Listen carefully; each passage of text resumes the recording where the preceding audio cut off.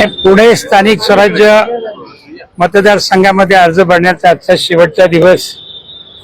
आज आम्ही या ठिकाणी महाविकास आघाडीच्या वतीने ही जागा, पुणे शहराची जागा ही राष्ट्रवादी काँग्रेस पक्ष, शरदचंद्र पवार या पक्षाला मिळाली आहे। या निवडणुकीमध्ये आम्ही पुणे महानगरपालिकेचे माजी नगरसेवक श्रीकांत पाटील यांची उमेदवारी महाविकास आघाडीने जाहीर केली आणि आज त्यांनी अर्ज भरलेला आहे।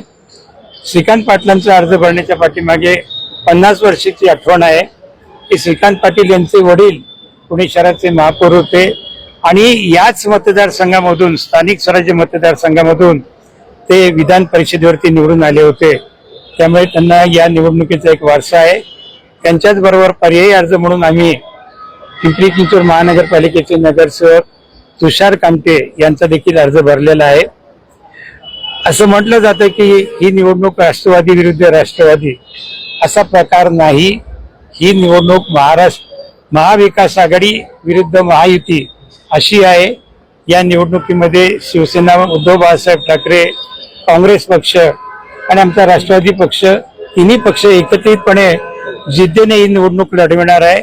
अंतर जरी किती मोठं असलं तरी या मतदारसंघामधल्या आजपर्यंतच्या निवडणुकामध्ये गेल्या 2-3 निवडणुका पाहिला असेल की प्रचंड बहुमत असलेला पक्ष देखील पराभूत झालेला आहे। त्यामुळे त्याची पुनरावृत्ती या मतदारसंघामध्ये या निवडणुकीत झाली तर आश्चर्य वाटण्याचं काही कारण नाही। समोर काय चाललंय त्याच्याशी आम्हाला काही घेणं देणं नाही। आम्ही आमच्या पक्षाचा अजेंडा घेऊन पुढे चाललेलो आहोत।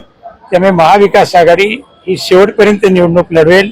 श्रीकांत पाटील आमचे मूळ उमेदवार आहेत, पर्यायी उमेदवार म्हणून ते आहेत, ते निवडणूक लढवतील। एक अजितदादा जर असते तर कदाचित हे चित्र वेगळं असतं का? कारण की राजकीय प्रगल्भतेबद्दल देखील अनेक चर्चा सध्या होताना दिसतात। आपण म्हणाल ते अगदी खरं आहे।